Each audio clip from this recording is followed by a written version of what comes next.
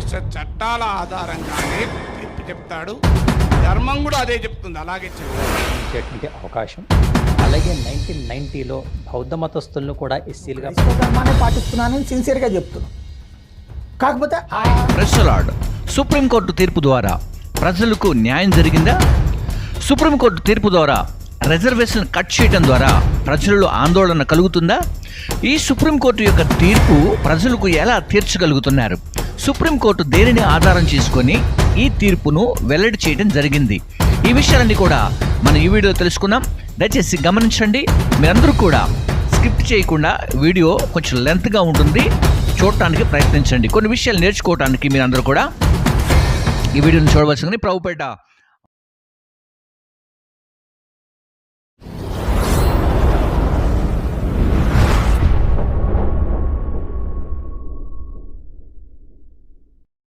మనవి చేస్తూ ఉన్నాను. ముందుగా సుప్రీంకోర్టు అసలు ఈ ధర్మాసనం ఎలా తీర్పును తీరుస్తూ ఉంది అనే విషయాన్ని ప్రొఫెసర్ నాగేశ్వరరావు గారు ఒక మాటను క్లియర్గా, స్పష్టంగా ఆయన అర్థమయ్యే రీతిలో ఆయన వివరిస్తున్నారు. ఒకసారి మనము ఆ వీడియో క్లిప్ని చూసిన తర్వాత కొన్ని విషయాలు మనము మాట్లాడుకుందాం. రాజకీయం మతం అన్నప్పుడు ఇక్కడ అనేక మతాలు ఉన్నాయి సార్, ముఖ్యంగా మన దేశంలో.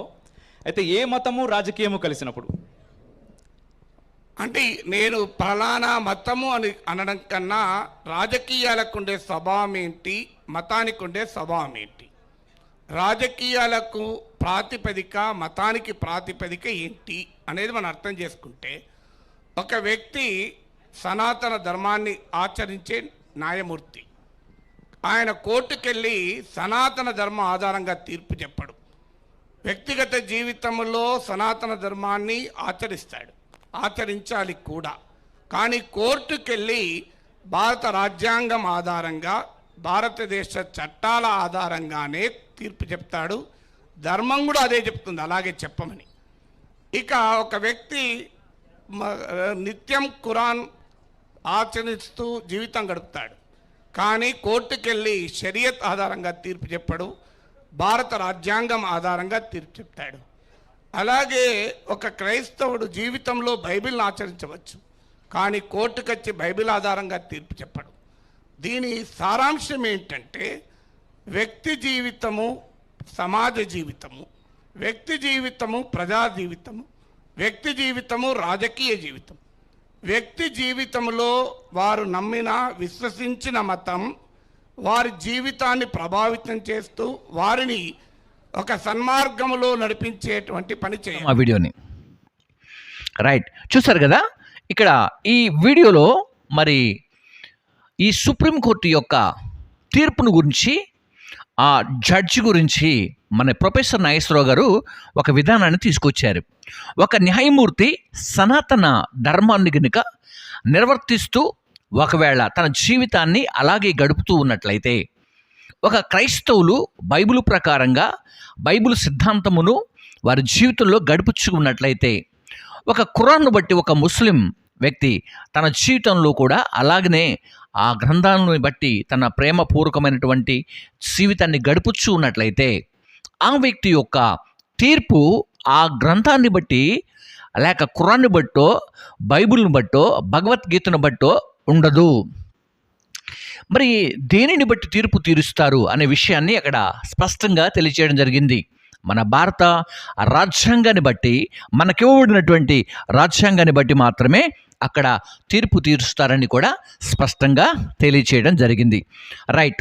మరి ఈ రాజ్యాంగాన్ని బట్టి తీర్పు తీర్చినటువంటి ఈ రిజర్వేషన్ యొక్క విషయాలను మనం స్పష్టంగా కొన్ని విషయాలు నేర్చుకోవడానికి మనందరం కూడా ప్రయత్నం చేద్దాం. అసలు మన భారతదేశంలో రిజర్వేషన్ ఎలా వచ్చింది? ముందుగా ఇప్పుడు తీసేస్తున్నటువంటి రిజర్వేషను ముందుగా రావడానికి ఒక కారణం ఉంటుంది కదా. కాబట్టి అసలు ఆ యొక్క రిజర్వేషన్ మన భారతదేశంలో ఎలా వచ్చిందనే విషయాన్ని మనము ముందుగా నేర్చుకోవడానికి మనము ప్రయత్నం చేద్దాం. కొన్ని విషయాలను నేను క్లుప్తంగా మరి మీకు అర్థం కావడానికి ఈ వీడియో చేస్తున్నాను. ఎలా వచ్చింది అయితే దీంట్లో గమనించండి విషయం. దేని ప్రజలారా, అసలు ఎస్సీలు ఎవరు అర్థమవుతుందా? ఎస్సీలు ఎవరు అనే విషయాన్ని కూడా మనం నేర్చుకోవాలి, తెలుసుకోవాలి కూడా. ఎప్పటివరకు ఒకవేళ తెలియనటువంటి వారు ఉంటే తెలుసుకోవడానికి ప్రయత్నం చేయండి. ఉద్రేకపడకుండా ఆలోచన చేయండి, ఆలోచన చేత ముందుకు నడవండి. ఇది ప్రేమపూర్వకమైనటువంటి మనవి. గమనిద్దాం. అయితే ఆర్టికల్ 25లో ఏమని మనకు మన భారత రాజ్యాంగం మనందరికీ కూడా, మన భారతదేశంలో ఉన్నటువంటి వారి అందరికీ కూడా ఒక విషయాన్ని తెలియజేస్తూ ఉంది. ఏమని తెలియజేస్తూ ఉందంటే, ఒక వ్యక్తి, భారతదేశంలో నివసిస్తున్నటువంటి వ్యక్తి, ఏ వ్యక్తి అయినా ఏ మతాన్నైనా ఫాలో కావచ్చు. మతాన్ని కాకుండా నాస్తికుడుగా కూడా ఫాలో కావచ్చు. అది అతని సొంత ఒపీనియన్కే భారత రాజ్యాంగం కూడా విడిచిపెడతా ఉంది. అయితే ఇలా జరుగుతున్నటువంటి ఈ సందర్భంలో ఏ మనిషికైనా ఫ్రీడమ్ ఉన్నటువంటి మన భారతదేశంలో మరి ఈ ఎస్సీ అనే పదం లేకుంటే ఈ రిజర్వేషన్ అనే పదం తీసుకురావటానికి గల కారణాలు ఏంటి అనే విషయాలను మనము ఒకసారి చూద్దాం. అసలు ఎవరు ఎస్సీలు అనే మాటను మనము హిందువుల్లో ఉన్నటువంటి వారి యొక్క మరి ఎస్సీ ఈ కేటగిరీని మరి రిజర్వేషన్ తీసుకురావటానికి మన భారతదేశం యొక్క పెద్దలు ఆనాటి కాలంలో ఉన్నటువంటి వారు మరి దీని కొరకు పోరాటం చేసినప్పుడు రిజర్వేషన్ వారికి ఇవ్వటం జరిగింది. ఎవరికి? హిందువులో ఉన్నటువంటి ఎస్సీలకు మాత్రమే, హైందవ్యంలో ఉన్నటువంటి ఎస్సీలకు మాత్రమే. అదే జాబితాలోనికి 1956లో హిందువులుగా ఉన్నటువంటి ఎస్సీలకు రిజర్వేషన్ ఇచ్చారు. ఓకేనా? సో ఆ రిజర్వేషను వచ్చిన తర్వాత మరికొంతమంది మాకు కూడా రిజర్వేషన్ కావాలి, మేము కూడా మరి అడుగున ఉన్నటువంటి వారమే అంటూ వారు కూడా కొంతమంది అక్కడకు వెళ్ళటం జరిగింది. వెళ్ళిన తర్వాత వారిని కూడా, అంటే వెళ్ళినటువంటి వారిని కూడా ఎస్సీ కేటగిరీలోనికి తీసుకున్నారట. సో వారెవరు అంటే 1956లో ఒకటి సిక్కులు, రెండవది బౌద్ధ మతను తీసుకుంటున్నటువంటి వారు, రెండు సిక్కులో ఉన్నటువంటి వారు. సో వీరందరి కేటగిరీ వచ్చేసి ఏం జరుగుతూ ఉందంటే, ఇప్పుడు ఇక్కడ మనం చూసినటువంటి ఈ కేటగిరీలో ఇప్పుడు మనం చూసినటువంటి దీనిలో ఏం జరుగుతూ ఉందంటే, ఎస్సీలుగా పిలువబడుతున్నటువంటి హిందువులు, అలాగనే సిక్కులు, ఆ తర్వాత బౌద్ధ మతస్థులు మాత్రమే ఈ యొక్క జాబితాలో ఉన్నారు అని చెప్పేసి వారిని మనం చూస్తున్నాం. కాబట్టి ఈ సమయంలో నేను మీకు ఒక వీడియో క్లిప్ని చూపిస్తాను. చూసిన తర్వాత మనము కొంచెం మాట్లాడుకుందాం.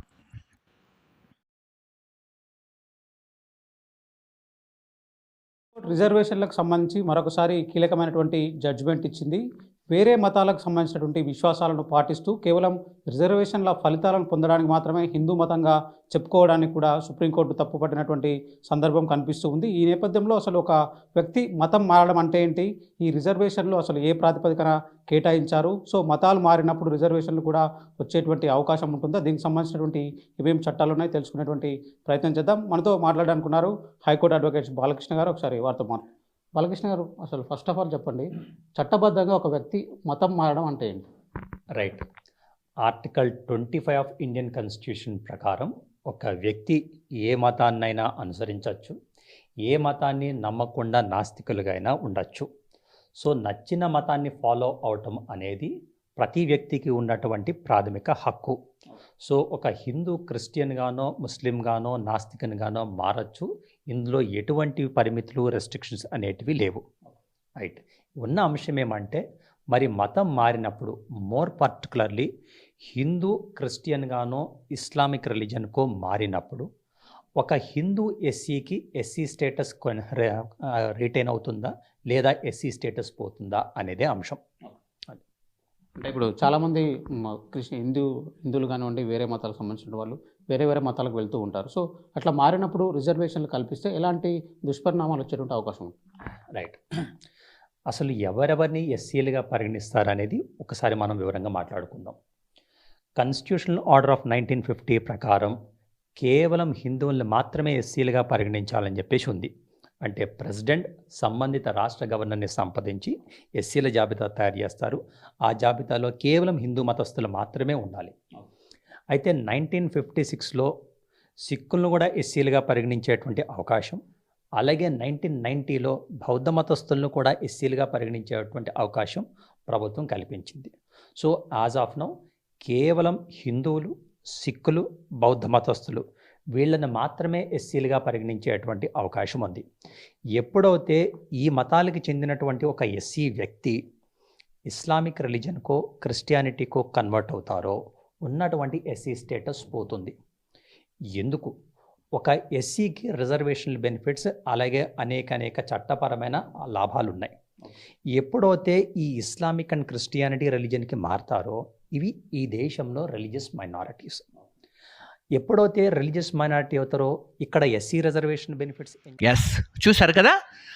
అంటే ఇప్పుడు ఏం జరుగుతూ ఉంది అంటే ఎస్సీలుగా ఉన్నటువంటి వారు ఎవరైనా క్రైస్తవులుగా మారితే, ఓకేనా, ఎస్సీలుగా ఉన్నటువంటి వారు ఎవరైనా క్రైస్తవులుగా మారితే అప్పుడేమవుతుందంటే ఈ యొక్క రిజర్వేషను వారికి ఏమండి అర్హత లేదు, ఇవ్వకూడదు అని చెప్పేసి ఇప్పుడు వస్తున్నటువంటి విషయాలను మనం చూస్తున్నాం. అయితే యాక్చువల్గా ఏంటంటే ఎస్సీ అనే కేటగిరీ ఎక్కడ ఉందంటే హిందుత్వంలో మాత్రమే ఉంది. కాబట్టి హిందువులుగా ఉన్నటువంటి వారు మరి క్రైస్తవులు వెళ్ళారు కాబట్టి క్రైస్తవులకు రిజర్వేషన్ లేదు, క్రైస్తవ్యానికి రిజర్వేషను లేదు అని చెప్పేసి ఇక్కడ స్పష్టంగా క్లియర్గా మరి ఆ కాలంలో ఉన్నటువంటి వారు తీసుకునేటప్పుడే ఈ విషయాన్ని రాజ్యాంగంలో పొందుపరిచినట్లుగా కూడా చెబుతున్నారు. ఈ విషయాన్ని కూడా మరొక జర్నలిస్ట్ సాయి గారు కూడా ఒక విషయాన్ని తీసుకొచ్చారు. ఏం తీసుకొచ్చారంటే ముందుగా మనము ఈ వీడియో చూద్దాం. ఉన్నటువంటి వాళ్ళు సుదీర్ఘకాలం వివక్షకు గురయ్యారు కాబట్టి వాళ్ళ కోసం ప్రత్యేకంగా రిజర్వేషన్లు ఇస్తే ఆ రిజర్వేషన్లు ఆ కారణంగా వివక్ష పొందడం కారణంగా రిజర్వేషన్లు పొందినటువంటి వాళ్ళు తర్వాత మతం మారుతూ ఉన్నటువంటి వాళ్ళు అనేక మంది ఉన్నారు. 100కి 70-80% మతం మారినటువంటి వాళ్ళే ఉన్నారన్నటువంటి చర్చ కూడా ఉంది అనేక ప్రాంతాలలో. ఎందుకు జరిగింది అంటే తమ ప్రాంతంలో ఒక గుడి కావాలంటే తమ బిడ్డ పుట్టినప్పుడు బారసాలప్పుడు తర్వాత అక్షరాభ్యాసం ఇట్లాంటివన్నీ చెయ్యాలి అంటే అక్కడ అర్చకులు దొరక్కపోవడం లేదా ఆలయాలు లేకపోవడం, ఆ ఉన్నటువంటి చోట్లన వీళ్ళు ఆర్థిక స్తోమత లేకపోవడం, లేదంటే కుల వివక్షకు గురి కావడం, ఇలాంటి పరిణామాలన్నిటి కారణంగా వాళ్ళందరూ కూడా హిందుత్వానికి దూరం అయ్యారు. అదే ప్రదేశాలలో చర్చిలు ఏర్పాటు చేసి అక్కడ ఉన్నటువంటి వాళ్ళకి అవన్నీ ఏర్పాట్లు వాళ్ళు చేస్తూ ఉండటం వల్ల మత మార్పిళ్ళు పెద్ద ఎత్తున జరిగిపోయినాయి. ఈ లోపం ఖచ్చితంగా ఈ సమాజం నుంచి వచ్చినటువంటిది. దాన్ని సరిచేసే ప్రక్రియ ఇంకా సాగుతూనే ఉంది. ఈలోపుగా ఈ రిజర్వేషన్స్ అంటే మతం మారినా కూడా ఎస్సీగానే క్లెయిమ్ చేస్తున్నారు, రిజర్వేషన్ పొందుతున్నారు. దీన్ని ఆపాలి అన్నటువంటిది భారతీయ జనతా పార్టీ కానీ వీళ్ళందరూ కూడా మొదటి నుంచి హిందుత్వవాదులు రైట్ చేసేటటువంటి పాయింట్. అయితే చూసారు కదా, జర్నలిస్ట్ సాయి గారు కూడా 5 years బ్యాక్ విషయము, ఆ తర్వాత ఇప్పుడు జరుగుతున్నటువంటి విషయము, కొన్ని పరిగణాలు అంటే ఆ కాలంలో జరిగినటువంటి కొన్ని విషయాలను మనకు అందుబాటులోకి తీసుకొచ్చారు. ఆ విషయం చాలా బాగుంది కాబట్టి నేను మళ్ళీ దాని గురించి వివరిస్తాను. నేను ఇప్పుడు హిందువులుగా ఉన్నటువంటి ఈ ఎస్సీలు ఎవరైతే ఉన్నారో ఆ కాలంలో పిల్లలు పుట్టినప్పుడు కావచ్చు, చదువుకోవటానికి కావచ్చు, కొన్ని పనులు జరిగించేటప్పుడు వారికి కావలసినటువంటి బ్రాహ్మణ పూజారులు వారికి అందుబాటులో లేనటువంటి కారణంగా వాళ్ళు చాలామంది ఆ కాలంలో ఎదురు చూపులు చూసేవారేమో బహుశా. కాబట్టి ఆ టైంలో వాళ్ళు అందుబాటులో లేనప్పుడు ఆ టైంలో క్రైస్తవులు అనగా క్రీస్తును వెంబడించేవారు ఆ ప్రాంతాల్లో చర్చెస్ కట్టి వారికి ఉన్నటువంటి ఇవన్నీ కూడా ఏది బర్త్డేస్ కావచ్చు, నేమ్స్ కావచ్చు, పిల్లలు పుట్టినప్పుడు పేర్లు పెట్టడం కావచ్చు, మ్యారేజెస్ కావచ్చు, సో ఇలాంటివన్నీ కూడా వాళ్ళు చేశారు. కాబట్టి ఇక్కడ ఎస్సీగా ఉంటూ వాళ్ళు క్రైస్తవ్యాన్ని పొందుకున్నారు. ఎస్సీగా చలామణి అవుతూ మరలా క్రైస్తవ్యముగా లేకుంటే అందులో ఉంటూ కూడా వీళ్ళు రిజర్వేషన్స్ని అలాగే తీసుకున్నారు. కానీ ఆనాటి ప్రభుత్వం నుంచి ఈనాటి వరకు కూడా ఇది ఇలాగనే జరుగుతూ ఉంది. దాని గురించి ఒక పాప అంటే ఒక అమ్మాయి, ఒక యవనస్తురాలు, ఒక హిందూ సహోదరికి లేకుంటే క్రైస్తవునికి ఉన్నటువంటి కుటుంబంలో ఇద్దరు కలిసి మ్యారేజ్ చేసుకుంటే ఒక అమ్మాయి జన్మించినప్పుడు ఆ అమ్మాయి కోల్కతా లేకపోతే ఒక మద్రాస్ హైకోర్టులో అప్పీల్ చేసుకున్నప్పుడు దాన్ని క్యాన్సిల్ చేస్తే సుప్రీంకోర్టు దాకా వెళ్తే కూడా అది క్యాన్సిల్ చేశారన్న విషయాన్ని కూడా జర్నలిస్ట్ సాయి గారు కూడా మనకు వివరించాడు. కాబట్టి ప్రేమైనటువంటి స్నేహితులారా, మరి ఈ విషయంలో నేను మీకు తెలియజేసే విషయం ఏంటంటే బహుశా దాదాపుగా ఎస్సీలుగా ఉన్నటువంటి వారికి ఇప్పుడు చాలా మరి అగ్ని పరీక్ష వచ్చిందని నేను అనుకుంటున్నాను. ఎందుకంటే క్రీస్తులో ఉన్నాము మరి మేము ఇప్పుడు. కాబట్టి నేను క్రీస్తునే అంగీకరించినట్లయితే నాకున్నటువంటి రిజర్వేషన్ పోతుంది. కాబట్టి రిజర్వేషన్ కావాలి అంటే మరలా నేను హైందవ్యంలోనే ఉండాలి. అర్థమవుతుందా? సో హైందవ్యంలోనే ఉండాలి అంటే మరి నా సర్టిఫికెట్ ఇలాగే ఉండాలి కాబట్టి అని చెప్పేసి ఇక్కడ కొంత చాలా ఇబ్బందికరమైనటువంటి సమస్యను మన సుప్రీంకోర్టు మన దగ్గర తీసుకొచ్చిందని నేను నమ్ముచున్నాను. దాన్ని బట్టి మనకున్నటువంటి కొంతమంది ఎస్సీ ఉన్నటువంటి నాయకులు ఇప్పటికే కొంతమంది పోరాటాలు చేస్తున్నారు. కొంతమంది లైవ్ పెట్టి దాని మీద డిబేట్స్ కూడా చేస్తున్నటువంటి వారు కూడా ఉన్నారు. అయితే ప్రేమైనటువంటి దేవుని ప్రజలారా, నేను మరి ఈ వీడియో చేయడానికి గల కారణం ఏంటంటే దేవుని యొక్క కృపలో మరి మీ అందరికీ ఒక విషయాన్ని ధైర్యపరిచే విషయం కావచ్చు, లేకుంటే మీరు ఎలా స్వీకరిస్తారనేది మీ మీద ఆధారపడి ఉంటుంది. కాబట్టి ఈ విషయంలో నేను కొన్ని విషయాలను నేను మీకు యేసుక్రీస్తు వారి యొక్క కృపలో ఆయన ఇచ్చినటువంటి మహదైశ్వర్యము చొప్పున మనందరం కూడా కొన్ని విషయాలను మాట్లాడుకుందాం. ఏంటి ఆ మాట్లాడుకుందామంటే, ప్రభు యొక్క మరి రాకడలో, క్రీస్తు యొక్క రాకడలో ఇవన్నీ కూడా మరి మన దగ్గరకు రాగలవు. వచ్చినప్పుడు ఈ సమయంలో మన విశ్వాసాన్ని మనం కాపాడుకుంటామా, విశ్వాసంలోనే ఉంటామా, విశ్వాసంలో మరి పడిపోతామా అనే విషయాలు కూడా ఇది మనకు అగ్ని పరీక్షగా ఉంటుంది క్రైస్తవ మరి ఎస్సీలుగా ఉన్నటువంటి వారందరికీ కూడా. కాబట్టి ఆ ప్రేమైనటువంటి దేవుని ప్రజలారా, దేవుని బిడ్డలారా, మరి మీరు ప్రార్థనాపూర్వకంగా ఏ పని చేసినా ప్రార్థనాపూర్వకంగా చేయండి, ప్రార్థించండి. దేవుడు ద్వారములు తిరిగినట్లు. అలాగనే ఒకవేళ ఇది మాకు సమస్యగా ఉంది బ్రదర్, నిజంగా దీనివల్ల మేము సఫర్ అవుతున్నాం అనుకున్న వారు ఎవరైనా ఉంటే దయచేసి కామెంట్ బాక్స్లో మరి మీ పేరు, మీ అడ్రస్ మీరు పెట్టినట్టయితే మేము మీకోసం ప్రార్థన చేస్తాము. అంతేకాకుండా రాబోతున్నటువంటి దినాల్లో దేవుని ప్రజలారా, మరి ఆ కాలంలో ఎన్నో చట్టాలను మార్చినటువంటి దేవుడు, అర్థమవుతుందా? ఎన్నో చట్టాలను మార్చినటువంటి దేవుడు, ఎన్నో రాజ్యాంగాలని మార్చినటువంటి జీవము కలిగిన దేవుడు, బైబిల్ గ్రంథమును ఎన్నో రకాలుగా మనం చూసాం కదా. నెబుకద్నెజర్ కాలం కానివ్వండి, హెరోదు కాలం కానివ్వండి, దానికి ముందున్నటువంటి కాలం కానివ్వండి, ప్రతి కాలంలో కూడా దేవుడు అనేక శాస్త్రములను మార్చుకుంటూ వచ్చాడు. కాబట్టి దేవుని మహాకృప ఉంటే మరి లాస్టులు మనందరం కూడా ప్రార్థన చేసినప్పుడు దేవుడు కార్యం చేయొచ్చు. లేదా ఇది ఒక అగ్ని పరీక్షగా జీవము కలిగిన దేవుడే మన ముందుకు తీసుకొస్తే మరి ఎస్సీ మరి రిజర్వేషన్ కొరకు మరి పోతుందేమో అని ఒకవేళ ఎస్సీలుగా ఉన్నటువంటి సహోదరులు, క్రైస్తవులుగా ఉన్నటువంటి వారందరూ కూడా ఒకవేళ బాధపడుతూ దుఃఖపడుతూ ఉన్నట్టయితే దయచేసి నేను అందరికీ వారికి ఒకటే మాట చెబుతున్నాను. యెహోషువకు చెప్పినటువంటి మాట, మోషేకు చెప్పినటువంటి మాట, ఈ రోజున యేసుక్రీస్తు వారు మనకు చెబుతున్నటువంటి మాట, మీరు ధైర్యంగా ఉండండి, నిబ్బరము కలిగి ధైర్యంగా ఉండండి, మనకు ఆయన సహాయం చేస్తాడు. ఆయన కృప మనకు సరిపోతుంది. ఒకవేళ దాని మీద అదే గనుక జీవనోపాధి అయితే ఒకవేళ మీరు దానికోసం ప్రార్థించండి. కాబట్టి ఈ సమయంలో మీరు ఎవరు కూడా డిసప్పాయింట్ కావద్దు. ఇలాంటి చట్టాలు వస్తూనే ఉంటాయి, కానీ జీవము కలిగిన దేవుడు నన్ను ప్రేమిస్తున్నాడు, నీతో నాతో కలిసి మాట్లాడుచున్నాడు. కాబట్టి ఈ సమయంలో మరి మీరందరూ కూడా ధైర్యంగా ఉండాలని చెప్పేసి నేను ఈ వీడియో చేస్తున్నాను. ఈ వీడియో చేయడానికి గల కారణం ఏంటంటే, ఈ యొక్క పాయింట్స్ని బట్టి, ఈ యొక్క విషయాలను బట్టి చాలామంది సఫర్ అవుతున్నటువంటి వారు కూడా లేకపోలేదు. మన జరిగినటువంటి మీటింగ్స్లో కూడా నేను చూశాను, ఆయా మీటింగుల్లో కూడా నేను చూస్తున్నాను. కొంతమంది మరి వ్యతిరేకిస్తున్నటువంటి వారు ఉన్నారు, కొంతమందిని స్వీకరిస్తున్నటువంటి వారు కూడా ఉన్నారు. అయితే ప్రేమైనటువంటి దేవుని ప్రజలారా, మరి ఇది ఏమాత్రం కూడా మనకు శాశ్వతం కాకపోవచ్చు, కానీ ఒకడు లోకమంతా సంపాదించుకున్న ప్రాణం పోగొట్టుకుంటే ఏమి లాభం అని కూడా బైబిల్ తెలియజేస్తూ ఉంది. కాబట్టి ఈ సమయంలో మీ అందరికీ కూడా నేను ఒకే విషయం చెబుతున్నాను, మీరు ధైర్యంగా ఉండండి, ధైర్యమును వహించండి, దేవుడు కార్యం చేస్తాడు. ఒకవేళ ఒక ద్వారము మూయబడితే మన కొరకు అనేకమైనటువంటి ద్వారములు తెరవబడతాయి. ఈ భూ సంబంధమైన ద్వారములు మూయబడితే ఆకాశ సంబంధమైనటువంటి ద్వారములు తెరవబడతాయి. కాబట్టి ఎవరు కూడా సఫర్ కాకుండా, ఎవరు కూడా డిసప్పాయింట్ కాకుండా, ఎవరు కూడా బలహీనులు కాకుండా, ఇదిగో నేను యేసుక్రీస్తును నమ్ముకోబట్టే, ప్రభువును నమ్ముకోబట్టే ఈ రోజున ఈ ప్రాబ్లం వచ్చింది, నేను ప్రభువును వెంబడించబట్టే ఈ రోజున ఈ జాబ్కు నాకు ప్రాబ్లం వచ్చింది అని ఎవరైనా సరే మీరు అనుకుంటే దయచేసి మీరు నాతో షేర్ చేసుకోండి, లేదా కామెంట్ చేయండి, లేదా మీకోసం ప్రార్థించమని కామెంట్ బాక్స్లో కామెంట్ పెట్టండి. నేను మీకోసం ప్రార్థన చేస్తాను. కాబట్టి దేవుని ప్రజలారా, దేవుని పిల్లలారా, ఎవరు కూడా సఫర్ కామాకండి. ఈ చట్టాలు వస్తుంటాయి, ఈ చట్టాలు వెళ్తూ ఉంటాయి. జీవము కలిగిన దేవుడు గొప్ప కార్యములు చేయబోతున్నాడు. ఆయన రాకడలో ఇలాంటి యొక్క మరి పరీక్షలు జరుగుతూ ఉంటాయి.